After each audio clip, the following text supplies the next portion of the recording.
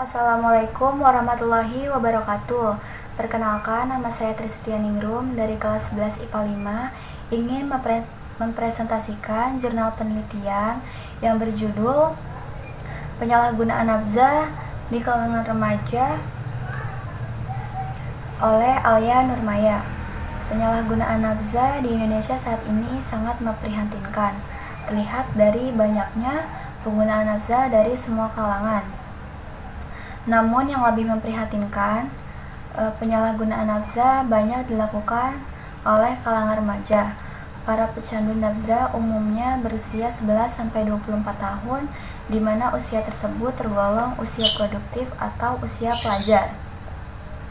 Hasil penelitian yang dilakukan oleh Dadang Hawari tahun 2004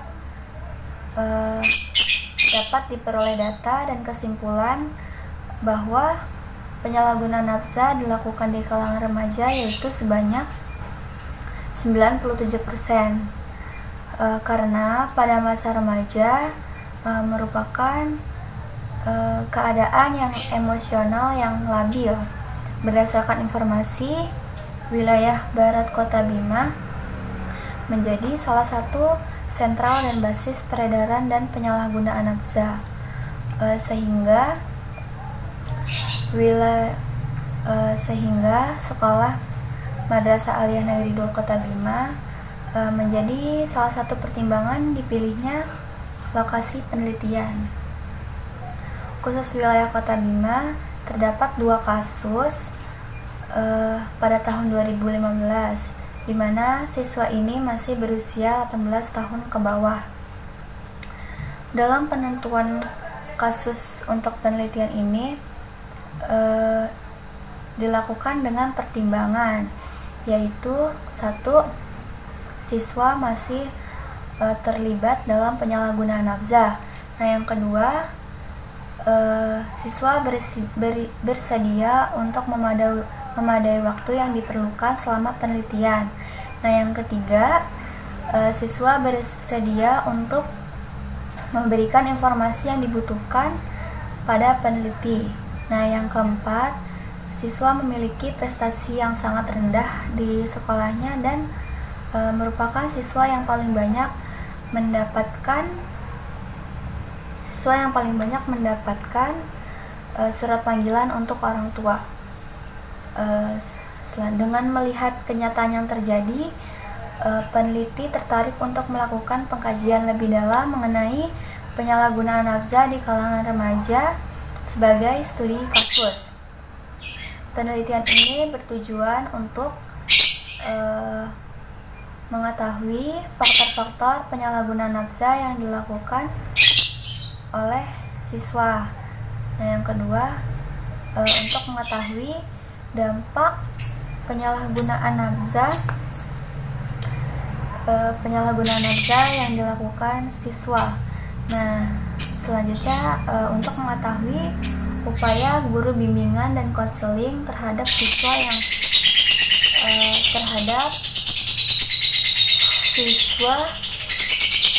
menyalahgunakan nafza.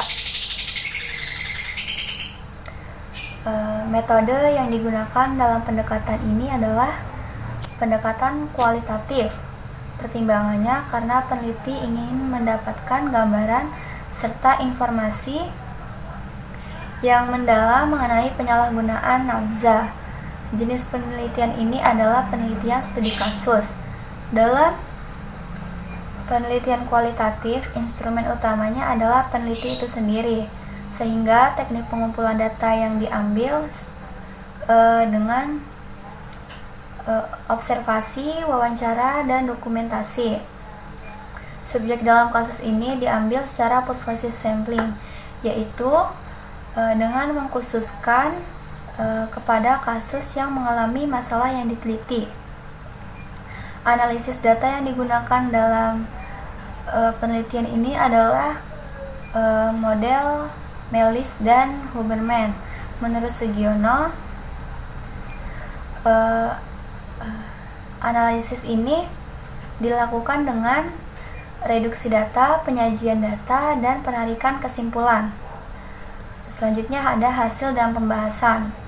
Yang pertama, siswa berinisial AD yaitu berusia 17 tahun. AD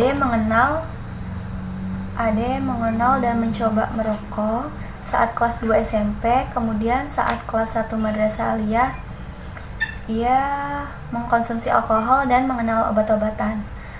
Tahap pemakaian yang dilakukan AD adalah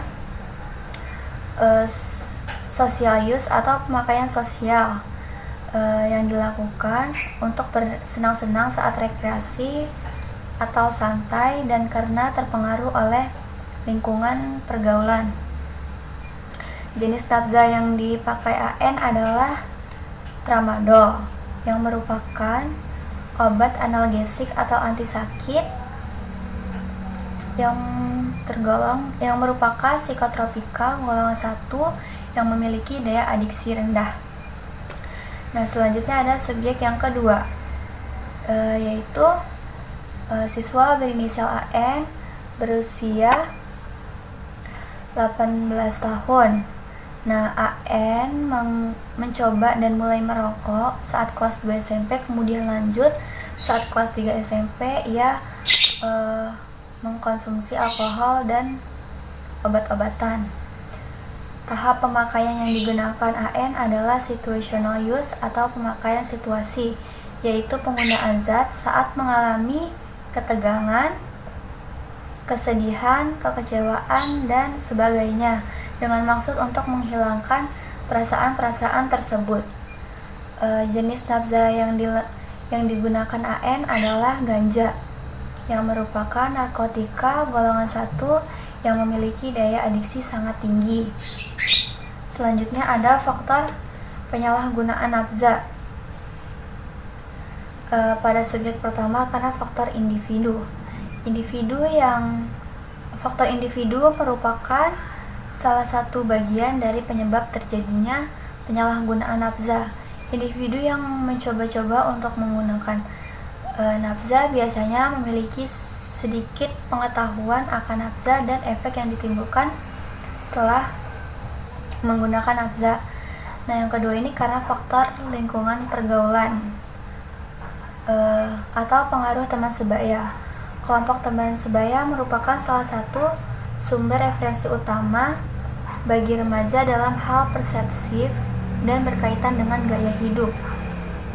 Nah, yang kedua ini subjek kedua karena faktor keluarga atau broken home. Beberapa remaja memiliki tekanan psikologis saat berada di rumah karena adanya perceraian dan pertengkaran orang tua yang mengakibatkan si anak tidak betah di rumah dan melakukan pelampiasan, salah satunya nafza. Nah, yang kedua karena faktor lingkungan tempat tinggal. Faktor penyalahgunaan nafza biasanya ditentukan dengan siapa dan di mana individu tinggal. Individu yang tinggal di lingkungan budaya yang permisif terhadap penggunaan nafza biasanya kecenderungan individu untuk menggunakan nafza juga tinggi. Selanjutnya ada dampak penyalahgunaan nafza pada subjek pertama, yaitu pertama dampak fisiknya, terlupa, sukar bernafas, sakit kepala,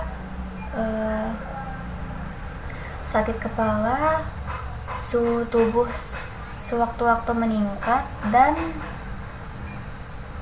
sulit tidur.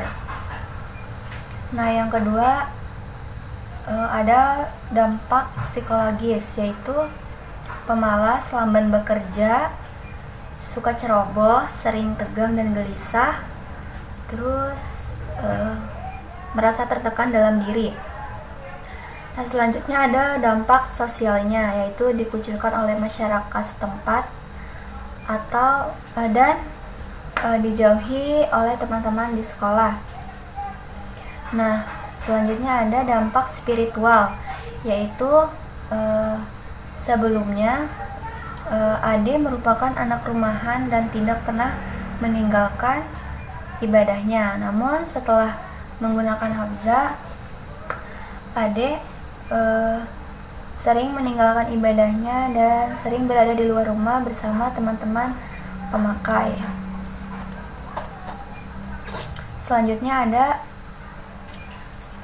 dampak penyalahgunaan nafza dari subjek kedua, yaitu AN. Yang pertama ada dampak fisik. Dampak fisiknya itu sering lemas, nafsu makan besar, dan ingin tidur terus. Nah, yang kedua itu faktor psikologisnya selalu merasa gembira dan selalu tertawa dalam hal-hal yang tidak lucu. Terus suka menghayal, sulit fokus dan merasa tertekan, serta emosi labil. Nah, selanjutnya ada dampak sosial. AN menjadi antisosial atau bergaul dengan teman-teman pemakai saja.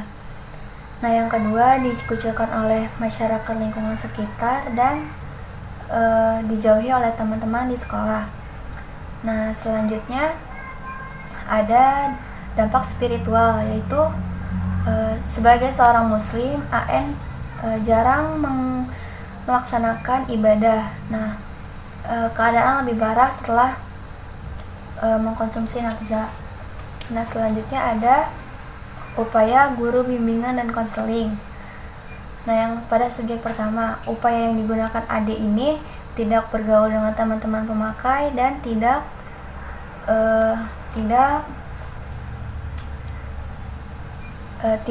atau berhenti memakai nafza. Nah, untuk upaya guru BK-nya melakukan memberikan informasi tentang penyalahgunaan nafza dan bahaya pergaulan bebas.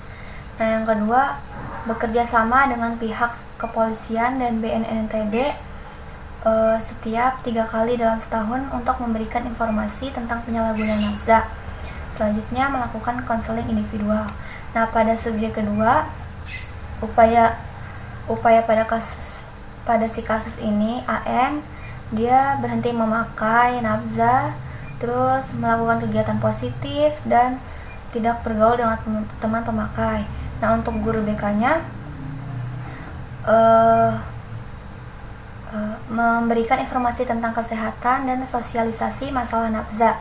Nah, yang kedua itu mengadakan razia dan mengontrol saat jam istirahat, mengadakan home visit dan mengirimkan beberapa guru BK untuk mengikuti diklat dan pertemuan bersama BNNTB dan pihak kepolisian terkait dengan sosialisasi masalah nafza. Nah, selanjutnya ada kesimpulan. Berdasarkan penelitian yang dilakukan di Madrasah Aliyah Negeri 2, selanjutnya ada menurut Prayitno tahun 2004, suatu layanan informasi merupakan suatu layanan yang berusaha untuk memenuhi kekurangan individu akan informasi yang diperlukan untuk memenuhi kepentingan hidup dan perkembangan untuk pengambilan informasi. Nah, selanjutnya ada hasil penelitian yang dilakukan Fredrickson menekankan bahwa peran guru pembimbing besar pengaruhnya terhadap siswa yang telah terlanjur menyalahgunakan nafza dan kepada kalangan remaja yang saat ini sedang berkembang. Nah, selanjutnya ada kesimpulan. Berdasarkan penelitian yang dilakukan di Madrasah Aliyah Negeri 2 Kota Bima mendapatkan kesimpulan, yaitu 1. Faktor penyalahgunaan nafza yang dilakukan pada subjek pertama yaitu karena faktor individu dan karena faktor lingkungan pergaulan atau pengaruh teman sebaya. Nah, yang kedua pada subjek kedua karena faktor keluarga atau broken home dan karena faktor tempat tinggal. Nah, ada dampak penyalahgunaan nafza, yaitu dampak negatif, yaitu fisik, psikologis, sosial, dan spiritual yang berpengaruh terhadap hasil belajar siswa di sekolah. Nah, selanjutnya ada upaya guru bimbingan dan konseling terhadap siswa yang terlanjur menyalahgunakan nafza, yaitu dilakukan dengan memberikan layanan informasi mengadakan home visit, mengadakan razia, dan konseling individual. Selanjutnya, seharusnya masalah penyalahgunaan nafza harus mendapatkan perhatian yang lebih serius untuk penanganannya. Untuk itu dibutuhkan tempat terapi dan rehabilitasi yang secara profesional dapat dipertanggungjawabkan. Sekian, terima kasih presentasi dari saya.